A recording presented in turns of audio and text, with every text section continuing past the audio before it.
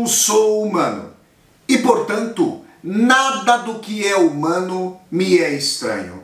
Assim falava o poeta e dramaturgo romano Terêncio, e assim falo eu, Flávio Ricardo Vassoler, escritor, professor, youtuber e nômade, fiel como os pássaros migratórios. E hoje, em mais uma resenha de filme aqui do meu canal do YouTube, Flávio Ricardo Vassoler, eu trago para vocês uma discussão a respeito do filme Tropa de Elite 1, filme de 2007 que contou com a direção de José Padilha. Essa resenha é a primeira que vai levar Tropa de Elite 2 à continuação, que foi o segundo filme, veio à tona em 2010.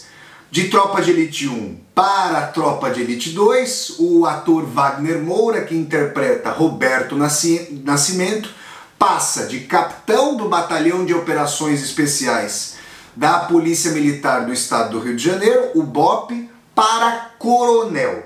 São duas tramas distintas, nós vamos olhar o filme em perspectiva, mas nesse momento centremos-nos em Tropa de Elite 1. É interessante analisar o Tropa de Elite 1 agora aqui, a partir de 2021, tendo em vista uma questão. Muito à época se debateu sobre se o Capitão Nascimento era fascista. Esse foi um tema levantado à época pela fortuna crítica de Tropa de Elite. Inclusive, eu já dei uma aula aqui no meu canal do YouTube, Flávio Ricardo Vassoler, sobre esse tema. Se você quiser assistir a essa aula, você pode buscar na playlist Aulas ao Vivo com Vassoler. Essa aula, o Capitão Nascimento é fascista? Muito se discutiu à época esse tema. E eu disse que não. E eu vou explicar isso. Eu mostrei que na transição de Tropa de Elite 1 para Tropa de Elite 2, o Capitão Nascimento, que passara por toda aquela formação, no curso ali de formação de oficiais do BOPE, com bastante autoritarismo, com várias canções ali de cunho ideológico questionável, como eu vou trazer aqui para vocês, o Capitão Nascimento, aí já tornado coronel em Tropa de Elite 2, quando contrastado com as contradições do real e com as contradições do papel da polícia militar em meio à sociedade brasileira, especificamente ali no estado do Rio de Janeiro, não se mostrou dogmático, questionou a sua própria atuação. Nessa medida se mostrou permeável, não dogmático, não fanático, não fascistizado, portanto, aberto ali, poroso às contradições da realidade. Sobre isso falaremos mais quando fizermos a resenha de Tropa de Elite 2. Nesse momento, é importante dizer que uma questão, a meu ver, que levou à percepção de que o filme tinha um viés, o Tropa de Elite 1 tinha um viés radicalmente autoritário ou fascistizado, foi uma dimensão aí de escolha do foco narrativo, da voz narrativa do filme. Por quê? Quem narra Tropa de Elite 1 é o Capitão Nascimento, é a personagem interpretada, e eu diria mais, eternizada pelo grande ator brasileiro Wagner Moura, e isso fez com que não houvesse grandes dissonâncias em Tropa de Elite 1.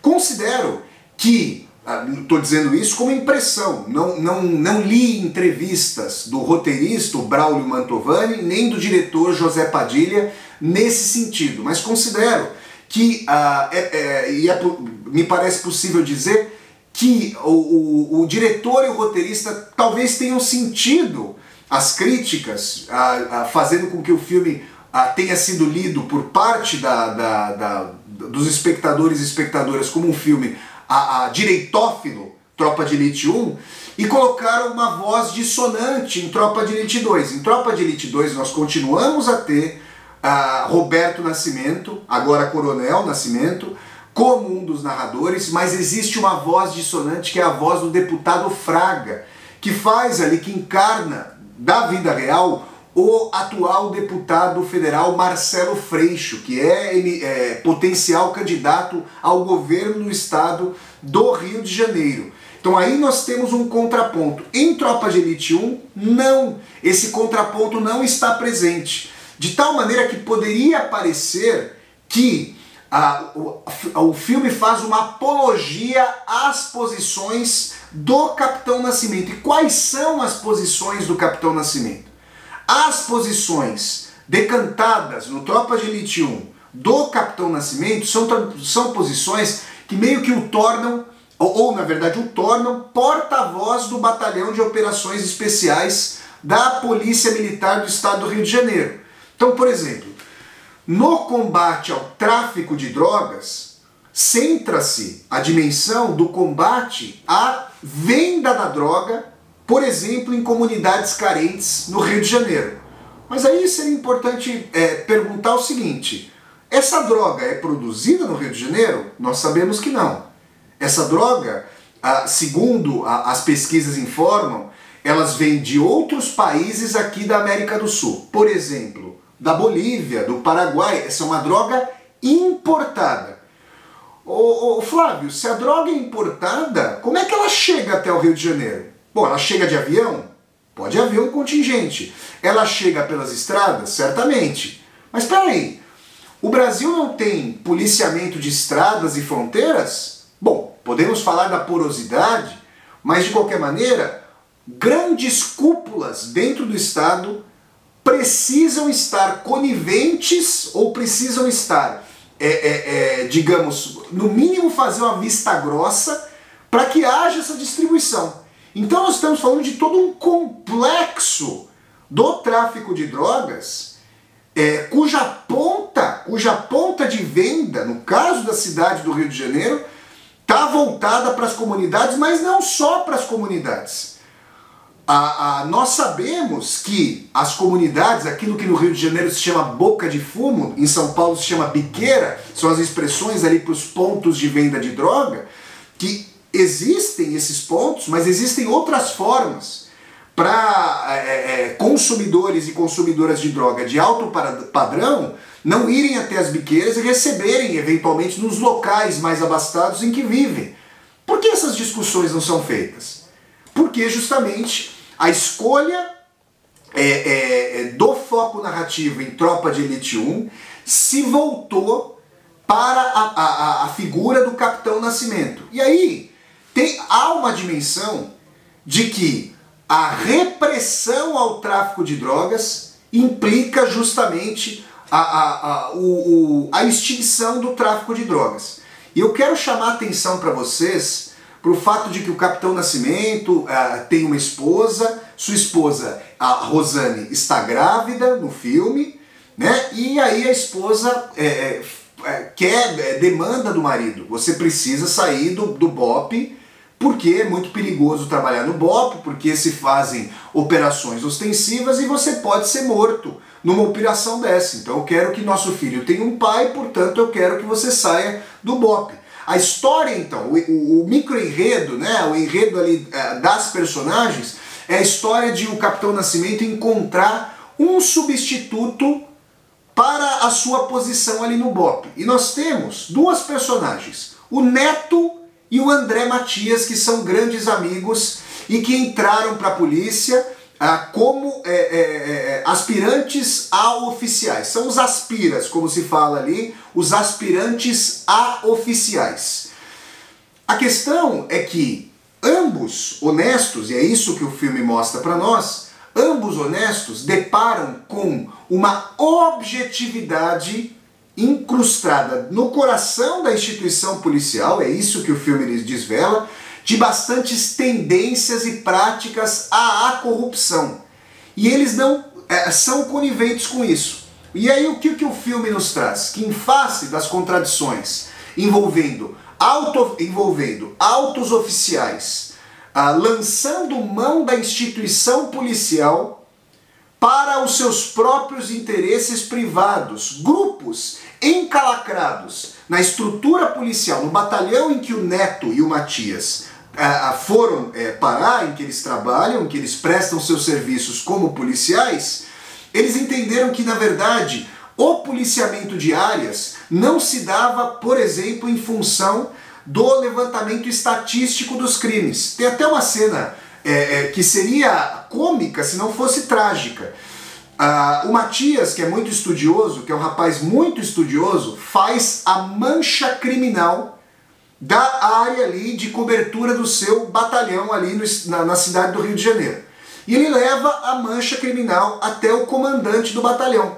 O comandante fica exasperado. Por quê? Porque relatada a verdade, a compilação estatística da apreensão criminal ali da região do batalhão, se isso fosse colocado pelo comandante para o secretário estadual de segurança, o comandante poderia rodar, poderia ali ficar em maus lençóis. Então, o comandante propugnava dentro do filme pela maquiagem dos dados, para que os dados fossem escamoteados, para que para que os oficiais de um batalhão jogassem, vejam a expressão terrível, jogassem os corpos de uma área para outra, para aumentar a criminalidade em outra área e fazer ali uma maquiagem de dados, eximir o respectivo batalhão dos problemas derivados. Isso sem falar na mudança da aferição da morte. O corpo com perfuração, na verdade, deveria ser tido como afogamento e assim por diante. Então, quando o Matias e o Neto deparam com a dimensão de que os policiamentos, as vigilâncias das áreas não ocorrem, né, essa vigilância não ocorre segundo as demandas em face da estatística dos crimes, mas sim segundo um pagamento localizado de comércios, de determinados negócios privados para a polícia, nós temos aí uma dimensão de que a Polícia Militar do Estado do Rio de Janeiro funciona segundo demandas privadas localizadas. É como se os agentes públicos, funcionários públicos, atuassem, sobretudo da cúpula até a base, numa esteira de divisão desses ganhos privados por corrupção. É isso que o filme mostra para nós, eu sempre pontuo isso, que o filme Tropa de Elite 1 está retratando isso. É como se esses grupos justamente se apropriassem da res pública, da coisa pública, em função de seus próprios interesses. E um dos meios pelos quais esses grupos encalacrados da Polícia Militar se apropriam aí de aspectos de corrupção é justamente a apropriação do arrego.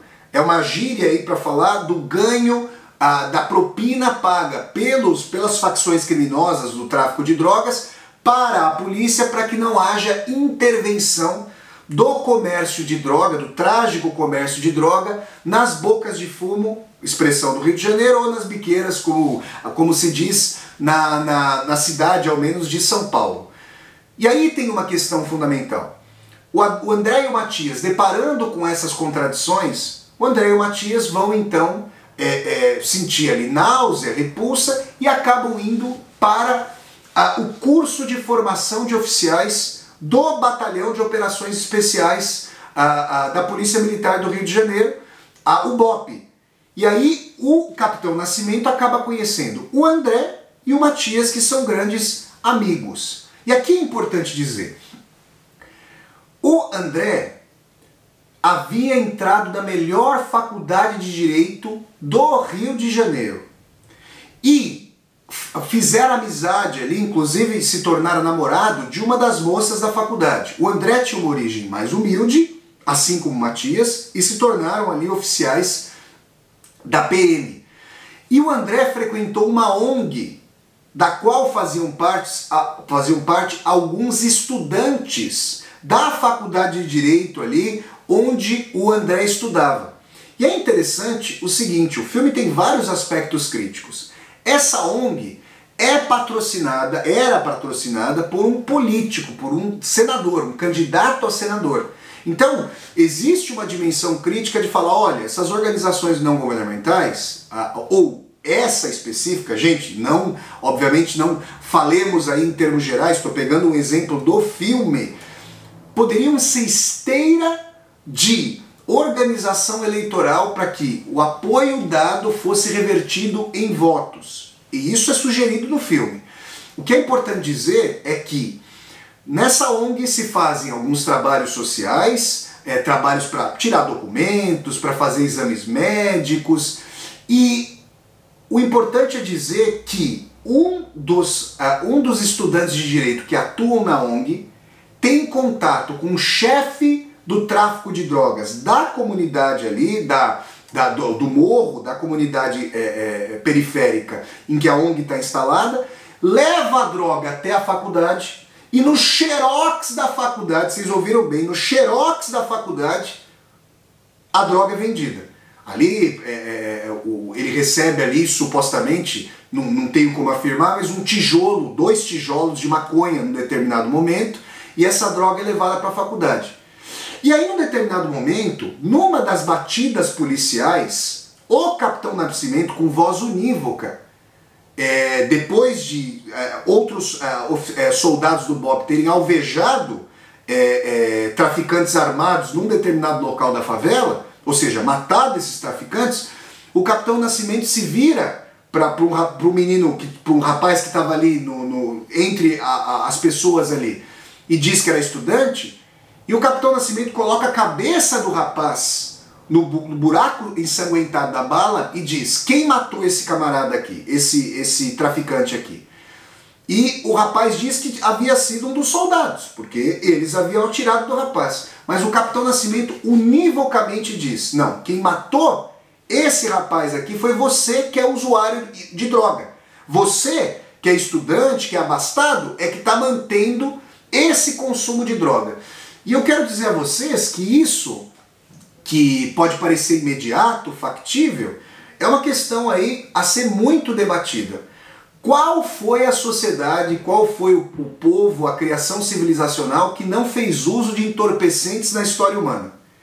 Será que a construção de uma cadeia de tráfico de drogas na comunidade, e eu já falei aqui no começo da resenha, que a cadeia do tráfico de drogas, toda a relação hierárquica organizada, a quadrilha, o crime organizado, transcende muito as comunidades carentes, e os grandes barões do tráfico de droga, obviamente, não moram nas comunidades carentes.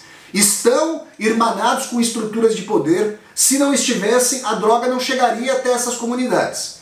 De qualquer maneira, para o sensacionalismo, para a criminalização das comunidades carentes, para o prolongamento do preconceito, para uma caça às bruxas, para manipular, para instrumentalizar o afeto do medo, essa política de recrudescimento policialesco, de combate às drogas, que é uma política que não deu certo em lugar nenhum do mundo, que na verdade alimenta uma indústria milionária, por exemplo nos Estados Unidos com a Drug Enforcement Administration, a DEA, cujos agentes ganham uma fortuna, cujas políticas ali drenam recursos do Estado dos Estados Unidos e que geram ali uma caça às bruxas, que na verdade gera uma indústria por si só de compra de armas, de aparato de inteligência, que tem os seus respectivos interesses. Se essa política desse certo, as cidades não estavam continuamente sendo inundadas com a droga. E a questão é a seguinte, quando eu vou citar a vocês uma entrevista que foi dada pelo traficante de drogas Nem da Rocinha, vejam, para o jornal El País Brasil. Vou deixar aqui na descrição do vídeo um link para essa entrevista. E o Nem diz o seguinte: o Nem foi líder do tráfico de drogas na favela da Rocinha, pacificou a favela da Rocinha com um esquema de propinas envolvendo ali os agentes policiais e não agia de maneira bélica, foi um período de paz, o Nem é conhecido nesse sentido. E ele chegou a dizer que a grande alegria que ele tinha, o Nem, um camarada de ideias progressistas, que a grande alegria que ele tinha no comando do tráfico de drogas era da baixa de seus soldados do tráfico de drogas para que eles participassem do PAC, o Programa de Aceleração do Crescimento, com carteira assinada, para que eles deixassem o tráfico de drogas e tivessem ali trabalho na economia real e formal. Vocês estão percebendo, gente? Ou seja, um Brasil de exército industrial de reserva, de pessoas que são ali subjugadas, subordinadas a empregos subremunerados. Um Brasil de desemprego em massa. Uma comunidade carente, municiada. Vejam, o neto fica disparando em frente ao espelho, simuladamente, como se fosse um Rambo, um Chuck Norris, um Arnold Schwarzenegger. Vocês percebem que existe uma imantação da figura do policial, da figura do agente, com a metralhadora, com a arma potente, com esses filmes altamente machistas, violentos, autoritários, de guerra. Essa figura está imantada de prestígio nessa masculinidade tóxica. E nesse sentido, dentro das comunidades pauperizadas, sem saneamento básico, sem luz, a figura do traficante é prestigiada e prestigiosa. Se nós não observarmos isso, se nós não observarmos que o tráfico de drogas configura uma carreira nessas comunidades, assim como a classe média tem acesso à educação formal, faz universidade, busca boas opções ali de acesso financeiro e econômico, nessas comunidades o tráfico de drogas, lamentavelmente, tragicamente, fornece ali uma opção econômica a essas pessoas. Ou, quando as pessoas não estão diretamente envolvidas, e a maioria, obviamente, das pessoas das comunidades carentes não está envolvida na atividade do tráfico de drogas, existe ali uma proteção com medicamentos, com cestas básicas, existe ali um patrulhamento. Na região da comunidade, o tráfico de drogas não permite a criminalidade, porque justamente a criminalidade acaba atraindo instâncias policiais para a favela, para a comunidade. Então, enquanto nós não observarmos isso, enquanto não analisarmos a situação do tráfico de drogas por esse prisma, a voz do Capitão Nascimento de repressão, de autoritarismo, de coerção, pode parecer imediatamente pragmática, efetiva, quando não o é. Se o encarceramento e a repressão funcionassem, o tráfico de drogas e a violência correlata ao tráfico de drogas teriam diminuído. E aqui eu quero dizer outra coisa. As canções que são entoadas no curso de formação de oficiais do BOPE são canções de cunho, no mínimo, radicalmente autoritário. Os homens do BOPE que têm a sua farda entram pela favela para deixar corpo no chão. Esse é um dos trechos entoados. O que é isso? Extermínio de populações carentes por parte de instâncias policiais. O símbolo do BOPE, como é dito no Tropa de Elite 2, é uma caveira transpassada por uma faca. É o símbolo da morte. O que é? Hamlet? É o oficial maior do Batalhão de Operações Especiais da Polícia Militar do Estado do Rio de Janeiro? A polícia está ali para servir e proteger ou para aniquilar? Essa é uma discussão a ser feita. Mas hoje, gente, eu quero dizer a vocês, e esse é um tema muito importante, o Tropa de Elite 1, e eu não estou dizendo que essa é a intenção inequívoca do filme, mas sem um contraponto, isso acabou gerando uma gramática para a direita e para a extrema-direita. O Tropa de Elite 1 fortaleceu uma figura do policial valentão, brutamontes, armado até os dentes, do policial, da figura do macho alfa coercitivo, sem um contraponto. E isso deu uma gramática para essa extrema-direita que fala que direitos humanos se voltam para humanos direitos. Ou seja, uma verdadeira exorbitação das instâncias policiais para a coerção, para o extermínio. Isso gerou uma gramática para esses inimigos dos direitos humanos, para essas pessoas que não entendem que uma sociedade amplamente transpassada de armas, de coerção, de violência, vai retroalimentar todos esses afetos autoritários. Então, quando a gente olha o Tropa de Elite, não apenas, porque não devemos fazer isso apenas e tão somente com as obras de arte, mas quando nós olhamos o Tropa de Elite, não apenas pelo prisma de sua narrativa imanente, é óbvio que um diretor, um escritor, quando trazem uma personagem em primeira pessoa, não necessariamente concordam com essa personagem, é claro. Isso é uma questão esteticamente configurada e básica. Agora, no Brasil, com tendências direitófilas, autoritárias pronunciadas, do contrário, o resultado da eleição de 2018 não teria sido o trágico resultado que nós tivemos, né? a despeito de a eleição de 2018 ser questionável, uma vez que um dos candidatos, Luiz Inácio Lula da Silva, não pôde participar da eleição, né? E hoje o STF já mostrou a parcialidade de um dos juízes presentes no caso do Lula, então ele não pôde participar da eleição nesse sentido, a despeito desse trânsito irregular das eleições, porque um dos candidatos, o Lula, não pôde participar da eleição, houve ali votação popular para um candidato de extrema direita, no caso, Jair Bolsonaro. Então, quando a gente coloca a Tropa de Elite no seu contexto de recepção, é sim possível dizer que a recepção do filme gerou uma gramática, um herói, um capitão, veja, um capitão, depois outro capitão viria à tona, como nós sabemos, né? Mas gerou uma gramática para esse campo da direita que, digamos, pedia ali seus respectivos heróis. Então essa dimensão é importante para que nós vejamos que num país com 300 anos odiosos de escravidão, essa que é a maior chaga da história brasileira, o maior crime perpetrado pelo Estado brasileiro contra a população brasileira, a população sequestrada do continente africano e trazida coercitivamente em navios para o Brasil para sofrer a chaga, o horror da escravidão.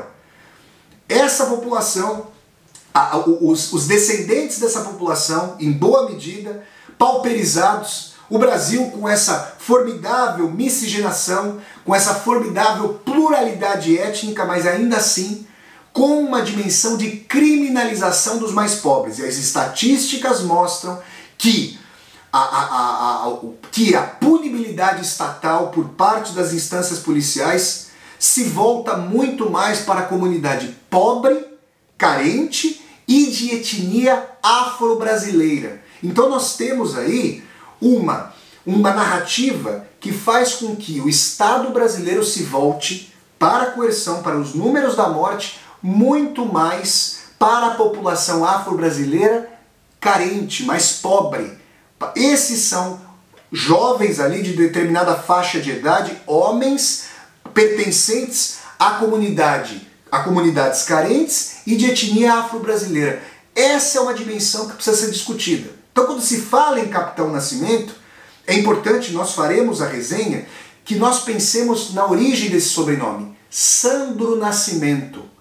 O jovem sobrevivente à chacina da Candelária, da Igreja da Candelária, no Rio de Janeiro, em frente à igreja se deu uma chacina policial ali, e o Sandro Nascimento foi aquele jovem que acabou sequestrando um ônibus na Avenida Atlântica, ali na praia de Copacabana, no Rio de Janeiro, e que teve um desenlace trágico, tanto para a moça que estava refém ali do jovem, quanto depois para o próprio Sandro Nascimento, dentro de um camburão da polícia. O José Padilha foi diretor de um documentário chamado Ônibus 174, em que essas questões foram amplamente discutidas. Então, depois de Tropa de Elite 1 e 2, eu farei a resenha do documentário Ônibus 174 para que nós entendamos a ligação entre o Capitão Nascimento, o oficial do BOP, da polícia ali do batalhão, de ostensivo de repressão, por exemplo, a criminalidade ou o tráfico de drogas, entre outras atividades, e o rapaz pobre, que viu a sua mãe ser assassinada em frente a ele, que morava na rua, que passava fome, Sandro Nascimento. É essa vinculação entre os nascimentos e o prolongamento do cotidiano como sociopatologia da vida cotidiana que o Tropa de Elite estabelece, essa discussão que o Tropa de Elite estabelece a partir de Ônibus 174 e até Tropa de Elite 2. Então, gente, tem início aqui com essa primeira resenha, essas discussões a partir de Tropa de Elite. Aguardem as resenhas de Tropa de Elite 2 e de Ônibus 174. Se vocês gostaram de mais essa resenha de filme aqui do meu canal do YouTube, deem um like no vídeo, curtam o vídeo, disseminem esse vídeo pelas redes sociais para que nós possamos chegar cada vez mais e mais pessoas. Se você está chegando ao meu canal pela primeira vez, seja muito bem-vindo e bem-vindo. Eu peço que você se inscreva aqui no canal, toque a sinetinha para poder receber as notificações e deixe seu comentário aqui embaixo do vídeo para que nós possamos conversar. Então é isso, pessoal. Eu sempre deixo o convite para vocês assistirem as resenhas de filmes aqui do meu canal do YouTube, que acontecem todas as terças-feiras às 8 horas da noite. Então até a próxima resenha de filme, pessoal, e tchau, tchau!